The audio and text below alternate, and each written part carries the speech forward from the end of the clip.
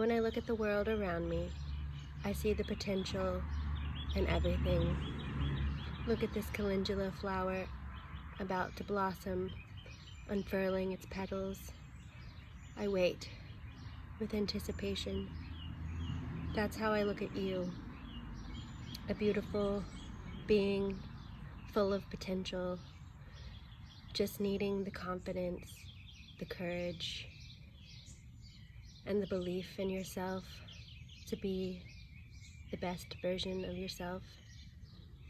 I learned the word potentiometer the other day, and I realized that was my purpose, to see the potential and help you see it as well. The very place where it's hardest to see it, in yourself.